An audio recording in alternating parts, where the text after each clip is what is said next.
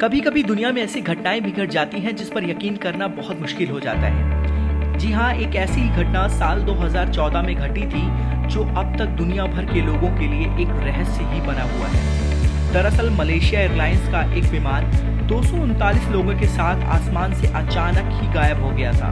इस रहस्यमय घटना को घटे 7 साल से भी ज्यादा का समय हो गया है, लेकिन इसका सुराग आज तक किसी को भी नहीं मिल पाया।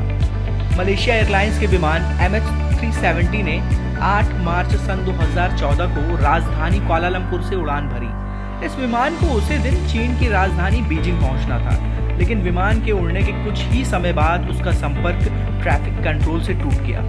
इसके बाद विमान के गायब होने को लेकर कई तरह की बातें हुई, लेकिन उसका कुछ भी पता नहीं चल पाया। पहले यह अंदाजा लगाया गया कि शायद विमान को आतंकियों ने हाईजैक कर लिया हो, लेकिन फिर बाद में इस तरह के कोई भी संकेत उनको नहीं मिले। कुछ समय बाद ये मान लिया गया कि विमान का कहीं एक्सीडेंट हो गया होगा और इसको लेकर फिर तलाशी अभियान शुरू हुआ। कई महीनों तक और कई देशों में विमान को खोजबीन चलती रही, लेकिन उनके हाथ कुछ भी नहीं लगा।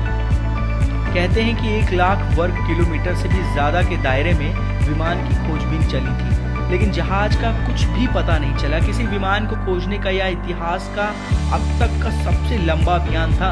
इसमें करोड़ों रुपए खर्च हुए थे। कई देशों ने भी इस तलाशी अभियान में मलेशिया की मदद भी की थी। इसके बाद भी MH370 को ढूंढा नहीं जा सका। जानकारी के मुताबिक इस विमान में कुल 239 लोग सवार थे, जिसमें 227 यात्रियों के साथ साथ 12 क्रू मेंबर भी थे।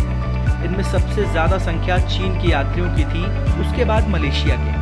कहते हैं कि आखिरी बार विमान को हिंद महासागर के ऊपर उड़ान भरते पाया गया था, लेकिन उसके बाद वो अचानक रडार की पकड़ से बाहर हो गया था। इसके बाद उसका किसी को कुछ भी नहीं पता चला। हर तरफ से निराशा मिलने के बाद थक हार कर जनवरी 2017 में विमान की तलाशी अभियान भी आधिकारिक रूप से बंद कर दी गई। इस विमान के पायलट जहारी अहमद शाह थे।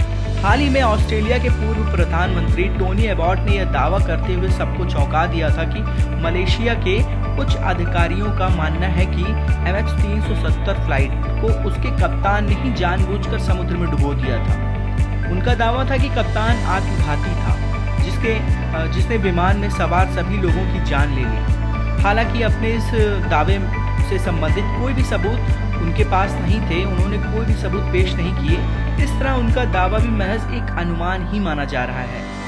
इस विमान का गायब होना अब भी एक अनसुलझी पहेली ही बना हुआ है। जाते जाते इस चैनल को सब्सक्राइब भी करते जाइए ताकि हम आपसे फिर दोबारा मिल सकें।